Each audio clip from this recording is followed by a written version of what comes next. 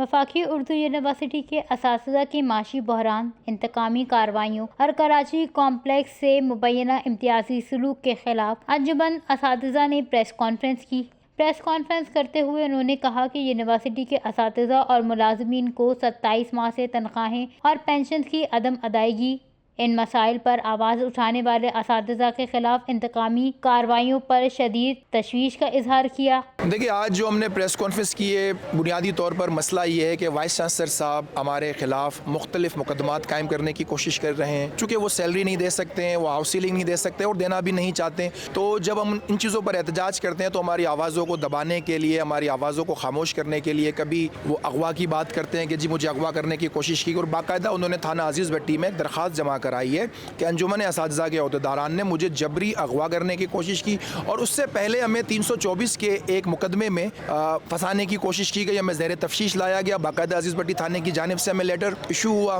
دیکھیں، یہ پرانے طریقہ کار ہے آوازوں کو خاموش کرنے کے لیے، لیکن یہ ورکیبل نہیں ہے۔ تو آج پریس کانفرنس کر کے ہمیں انہی باتوں کو ہائی لائٹ کرنا تھا تاکہ سندھ پولیس، سندھ کا چیف منسٹر اور سندھ کے جو وزیر داخلہ ہیں وہ بھی دیکھیں کہ کس طرح ان کی پولیس کو وائس چانسلر استعمال کر رہا ہے۔ کہ ہم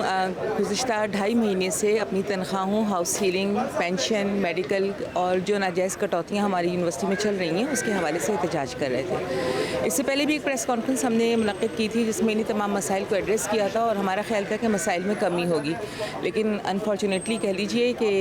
7 اگست سے ایک نیا تماشا انتظامیہ کی طرف سے شروع ہوا ہے، اور اب آج ہمیں شو کاز نوٹس بھی مل گئے ہیں جس کے تحت ہم یونین کے لوگوں نے انتظامیہ اور وائس چانسلر کو ہراساں کرنے کے لیے، کیونکہ دیکھیے ہمارے یہاں صورتحال اس وقت یہ چل رہی ہے کہ ہماری اکیڈمک کاؤنسل، ہماری سینٹ ساری کی ساری جو ہے وہ ایک طریقے سے یرغمال ہے وائس چانسلر صاحب کے ہاتھوں۔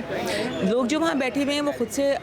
جسے آپ کہتے ہیں نا آزادانہ فیصلہ کرنا، وہ نہیں کر پاتے، وہ صرف وہی بات کرتے ہیں، وہ وہی بات کہتے ہیں، وہ اسی بات کے اوپر اپنا سر جھکاتے ہیں جو وائس چانسلر صاحب کی طرف سے ہدایت ہوتی ہے۔ تو سربراہ ہونے کی حیثیت سے مکمل ذمہ داری وائس چانسلر صاحب کی ہے۔ دیکھیں، جامعہ اردو کے حوالے سے تو مسلسل ہم لوگ جدوجہد کر رہے ہیں یہاں پر جو بنیادی مسائل ہیں، لیکن ابھی گزشتہ دنوں ایک نیا مسئلہ سامنے آیا کہ وائس چانسلر نے کچھ اساتذہ کے نام جو ہیں ایک قتل کی FIR میں یا قتل کی واردات کے اندر دینے کی کوشش کی، اور اس کے علاوہ بھی